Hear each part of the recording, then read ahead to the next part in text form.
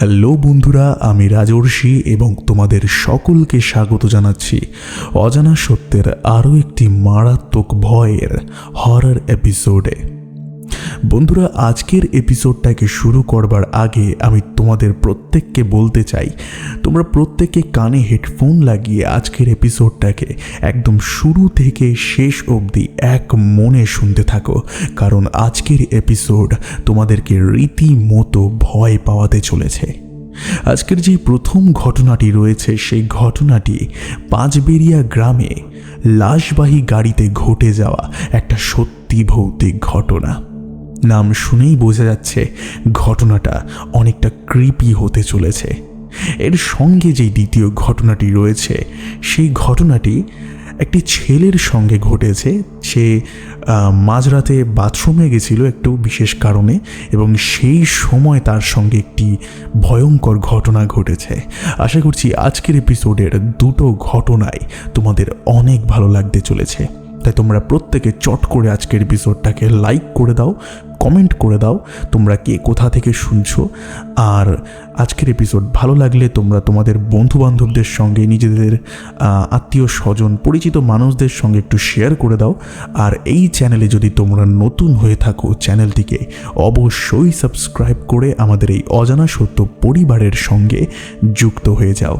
আর যদি তোমরাও আমাকে তোমাদের জীবনে ঘটে যাওয়া কোনো সত্যি ভৌতিক ঘটনা অথবা কারোর মুখ থেকে শোনা কোনো ভৌতিক ঘটনা আমাকে পাঠাতে চাও, তাহলে ডেসক্রিপশন বক্সটাকে চেক করতে পারো। সেখানে আমার ইমেল আইডি এবং আমার হোয়াটসঅ্যাপ নাম্বার দেওয়া রয়েছে।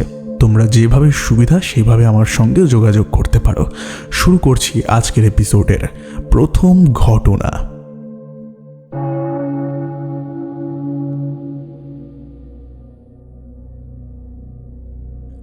ঘটনা লিখে পাঠিয়েছে লিজা কর্মকার।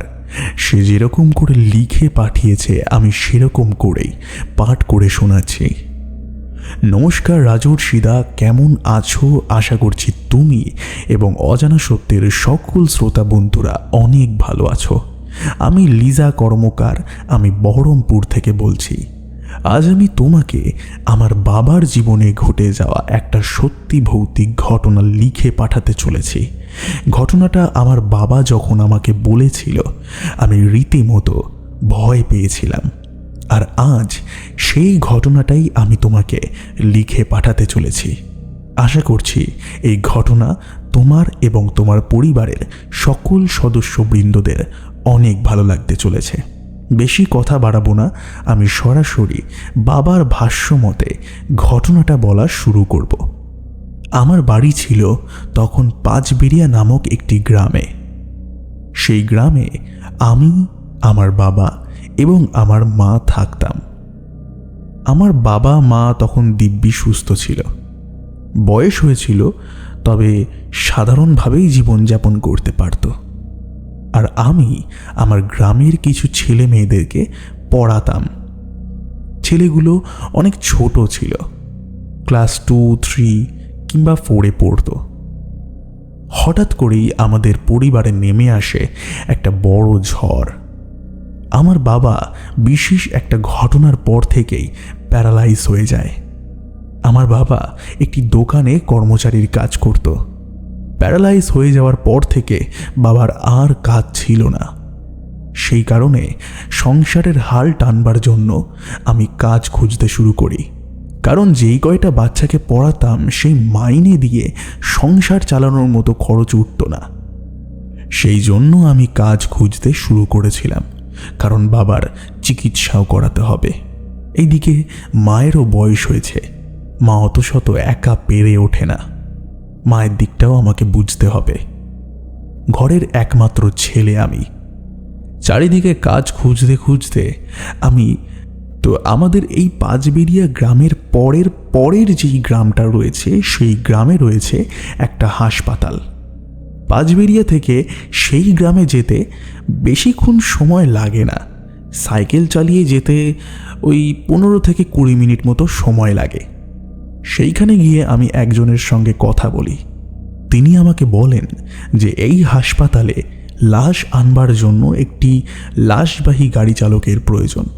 তুমি কি কাজ করতে রাজি আছো? সে সেই মুহূর্তে আমার মাথায় কোনো কথা আসেনি যে কাজটা কেমন হবে কি বৃত্তান্ত। আমার তখন দরকার ছিল টাকার, বাবার চিকিৎসার জন্য এবং সংসারটা চালানোর জন্য।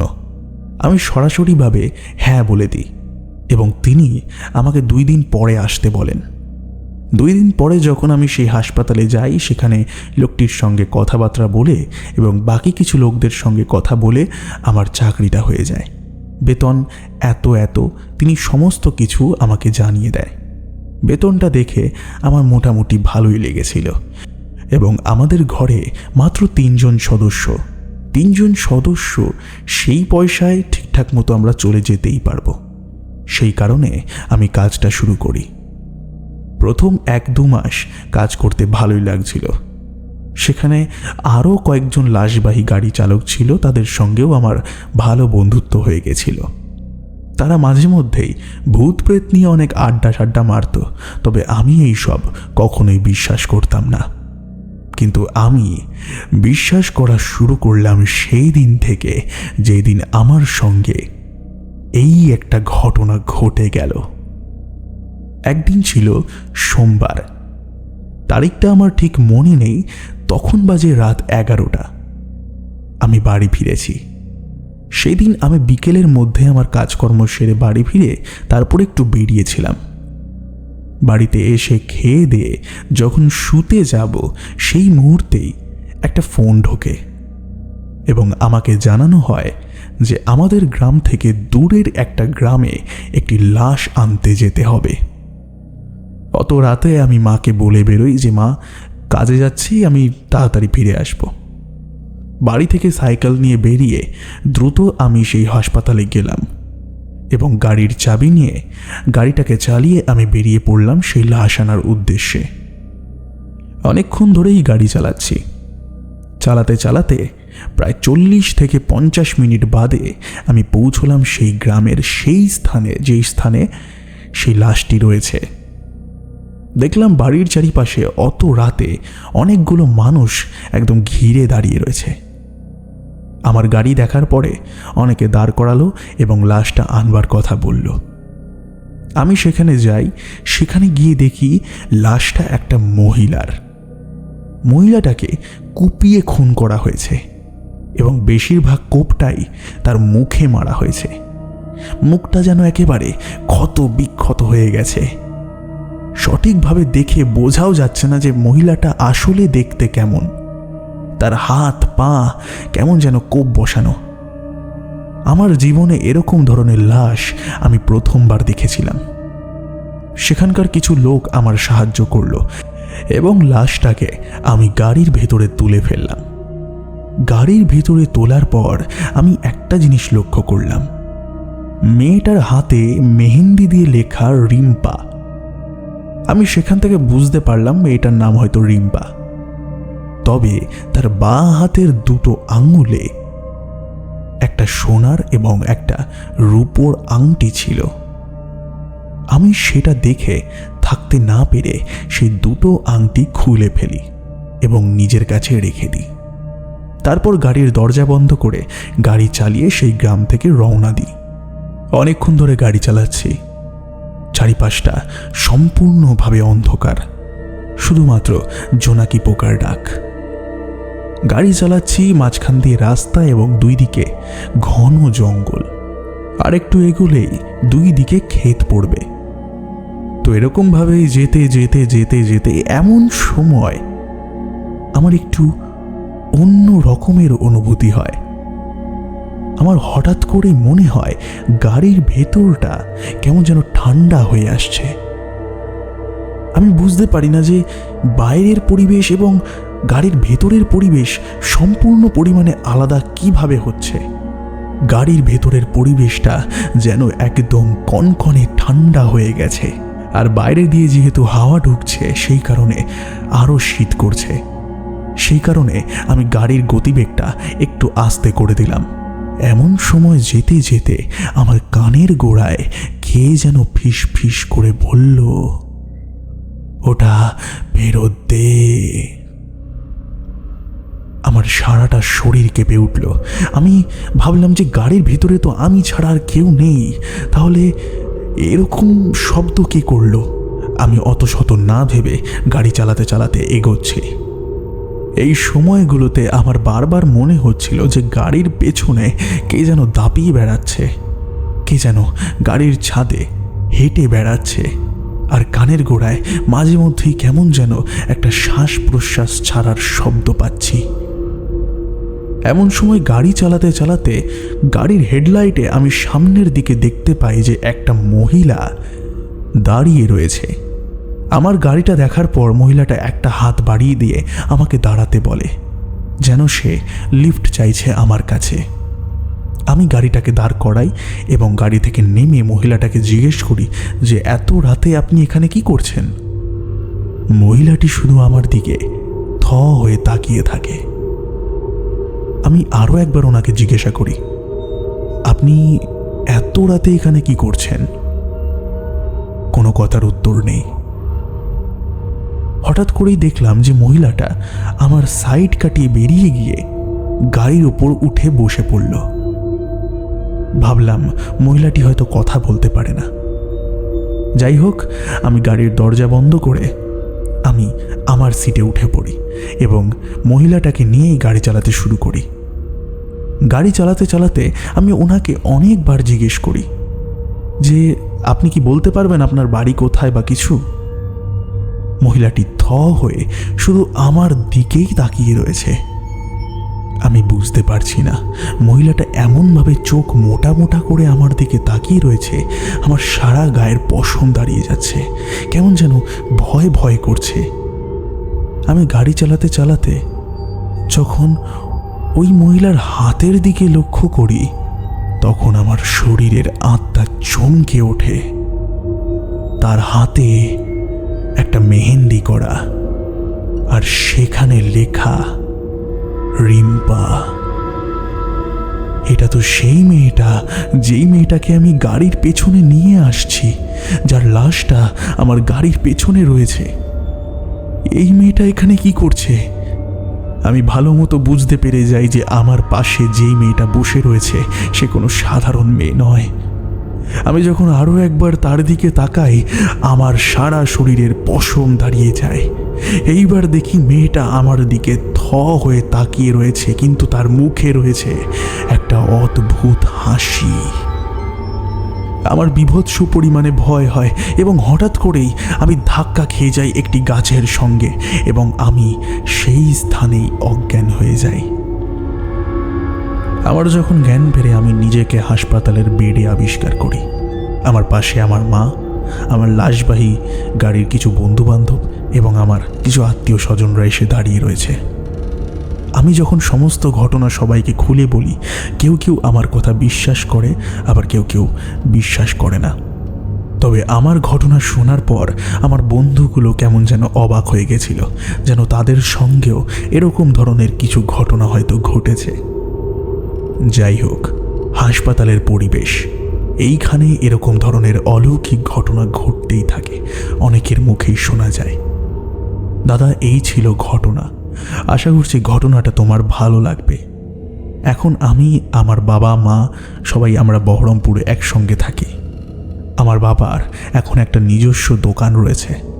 এখন আমরা ভালোই আছি এবং ভালো মতোই সব কিছু কেটে যাচ্ছে। তবে আমার বাবা আমাকে এই যে ঘটনাটা শুনিয়েছিল, এই ঘটনা আমি কোনোদিন ভুলব না। ভালো থেকো রাজর্ষিদা, দেখা হবে আবার পরের কোনো একটি ঘটনার সঙ্গে। ধন্যবাদ।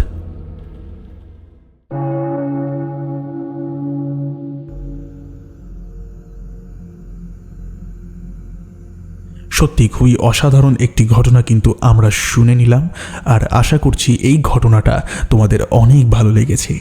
ভালো লাগলে তোমরা কিন্তু কমেন্ট করে অবশ্যই জানিও যে তোমাদের কেমন লাগলো। ভালো লাগলেও জানিও, খারাপ লাগলেও জানিও।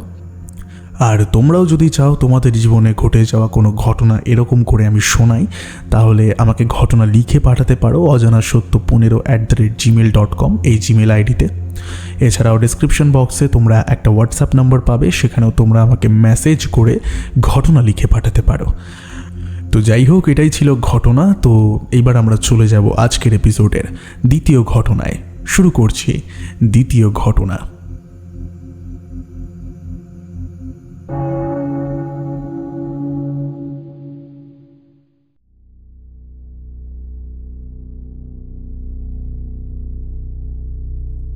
ঘটনা লিখে পাঠিয়েছেন রাতুল প্রামাণিক। সে যেরকম করে লিখেছে আমি সেরকম করেই পড়ে শোনাচ্ছি। নমস্কার রাজর্ষিদা, আমি রাতুল প্রামাণিক। আমি অনেক ভালো আছি এবং আশা করছি তুমিও অনেক ভালো আছো। ভগবানের কৃপায় সব কিছু ভালোই চলছে।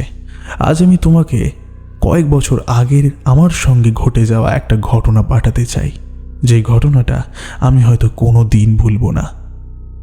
তখন আমি অনেক ছোট। আমার বাড়ি তখন একতলা, তবে অনেকটা বড়। আমাদের বাড়ি জয়েন্ট ফ্যামিলি ছিল। আমার কাকা জ্যাঠা আমরা সবাই একসঙ্গে মিলেমিশে থাকতাম এবং একই হাঁড়িতে রান্না হতো। এক কথায় একটা পুরো পরিবার ছিলাম। তো তখন সবে সবে নতুন বছর পড়েছে। আমরা তখন বাড়ির সবাই মিলে ঠিক করি যে একটা পিকনিক করা যাক। যেমন বলা তেমন কাজ। আমাদের বাড়ির পেছনে একটা ছোট্ট জায়গা আছে, যেই জায়গায় আমরা মনে করলাম যে পিকনিক করব। আমরা ভাবলাম সেই জায়গাটার থেকে ভালো জায়গা হয়তো আর কিছু হতেও পারে না। বাড়ির পেছনে একদম সব থেকে ভালো জায়গা। তো সেখানে আমরা পিকনিক করা শুরু করলাম। পিকনিকের দিন রাতে আমরা অনেক রাত অবধি জেগেছিলাম। অনেক নাচানাচি, হই হুল্লোড় এবং খাওয়া দাওয়া হয়েছিল। তখন বাজে রাত 12:30। সবাই নাচ গান করার পর সবাই খেতে বসবে সেই সময়। এমন সময় আমি আমার বাবাকে বলি যে বাবা, আমি একটু বাথরুম থেকে আসছি। এখানে বলে রাখি, আমাদের বাথরুমটা আমাদের বাড়ি লাগোয়া ছিল না। বাড়ির থেকে খানিকটা দূরে ছিল আমাদের বাথরুম। তো আমি বাথরুম করবার জন্য সেখানে যাই। বাথরুমে ঢোকার পর আমি টয়লেট করছি। এমন সময় আমি এমন একটা দৃশ্য দেখি, যে দৃশ্যটা হয়তো আমি কখনো ভুলব না। বাথরুমের ওপরের দিকে একটা ছোট ফাঁকা মতো জায়গা থাকে, যেখান দিয়ে বাইরের দিকটা দেখা যায়। এটা আমরা প্রত্যেকেই জানি। সেই ফাঁক দিয়ে আমি দেখি আমাদের বাড়ির সামনের যে বাড়িটা রয়েছে, সেই বাড়ির সামনে একটি লোক দাঁড়িয়ে রয়েছে। তার মুখটা দেখা যাচ্ছে না, তবে তার পোশাক আশাক এবং চারিত্রিক বৈশিষ্ট্য দেখে বোঝা যাচ্ছে যে সেটা বিকাশ কাকা। বিকাশ কাকার বাড়ি আমাদের বাড়ির একদমই সামনে। সেই বাড়িতে এখন তার মা এবং তার বাবা থাকে। বিকাশ কাকা বিদেশে কিসের যেন একটা কাজ করে, তা ঠিক আমার জানা ছিল না। আমি হঠাৎ করেই দেখি বিকাশ কাকা সেখানে দাঁড়িয়ে রয়েছে। বিকাশ কাকাকে দেখার পর আমি যখন ডাকতে যাব, এমন সময় বিকাশ কাকা নিজে থেকেই আমাকে বলে ওঠে, কিরে, তুই এখানে কেন এসেছিস? বেশিক্ষণ এখানে দাঁড়িয়ে থাকিস না, চলে যা এখান থেকে। আমি ভাবলাম যে বিকাশ কাকা এরকম রেগে রেগে কেন কথা বলছে। তো আমার একটু মন খারাপ হয়েছিল, কারণ বিকাশ কাকার সঙ্গে আমার খুবই ভালো সম্পর্ক। আমার টয়লেট হয়ে যাওয়ার পর আমি বাথরুমের দরজাটা দিয়ে সেখান থেকে চলে যাই পিকনিক স্পটে। তো সেখানে খাওয়া দাওয়া সব কিছু করার পর রাত্রিবেলা আমরা আমাদের বাড়িতে এসে ঘুমিয়ে পড়ি। পরদিন সকালবেলায় হঠাৎ করেই আমার যখন ঘুম ভাঙে, আমি কান্নাকাটির শব্দ শুনতে পাই। ঘুম থেকে উঠে দেখি বিকাশ কাকার মা এবং বাবা হাউ মাউ করে কাঁদছে। ভালো করে জিজ্ঞেস করায় আমি জানতে পারলাম বিকাশ কাকা নাকি আগের দিন রাত 9টার সময় মারা গেছে একটি গাড়ির তলায় চাপা পড়ে। এই ঘটনা শোনার পর আমার সারা শরীরের পশম দাঁড়িয়ে যায়। আমি ভাবলাম যে আমি কাল রাত 12:30টার সময় বিকাশ মামাকে কাল রাত 12:30টার সময় বিকাশ কাকাকে বাড়ির সামনে দাঁড়িয়ে থাকতে দেখেছি। তাহলে বিকাশ কাকা যদি রাত 9টার সময় মারা গিয়ে থাকে, তাহলে এইখানে সেই দিন কে দাঁড়িয়েছিল? আমি সেদিন প্রচণ্ড ভয় পেয়েছিলাম। আমার অনেক জ্বর এসেছিল। আমার মা অনেক ডাক্তার দেখিয়েছিল, তবে আমার জ্বর সারছিল না। এরপর এক ওঝা বাড়ি নিয়ে যাওয়ার পর ওঝা আমাকে ঝাড়ফুঁক করিয়ে দেয়। তারপর ধীরে ধীরে আমার ভয়টা কাটে। আমি আমার বাবা মাকে সমস্ত ঘটনা বলেছিলাম। তারা প্রত্যেকেই আমার কথা শুনে একটু চমকে গেছিল। রাজর্ষিদা, এই ছিল ঘটনা। আশা করছি এই ঘটনা তোমার অনেক ভালো লেগেছে। ভালো লাগলে অজানা সত্যের সকল শ্রোতা বন্ধুদের সামনে ঘটনাটিকে তুলে ধরো। আমি অপেক্ষায় থাকব তোমার গলায় ঘটনাটা শুনবার জন্য। ধন্যবাদ।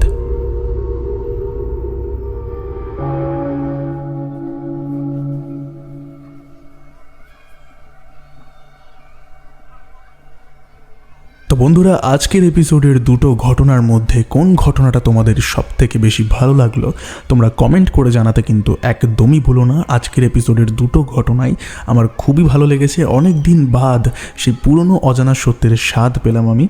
আশা করছি তোমরাও পেয়েছো। ভালো লাগলে তোমরা প্রত্যেকে লাইক করো, কমেন্ট করে জানিও। চলে যাচ্ছি আজকের এপিসোডের শাউট আউট পর্বে।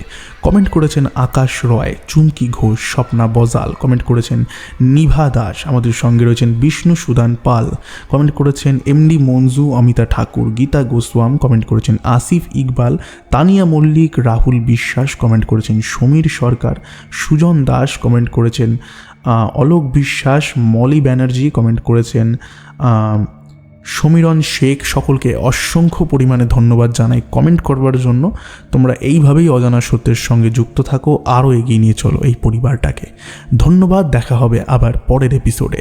ততক্ষণের জন্য stay happy and stay safe এবং যুক্ত থাকো আমাদের অজানা সত্যের সঙ্গে, কারণ অজানা সত্য মানেই রহস্যের এক অন্য দুনিয়া।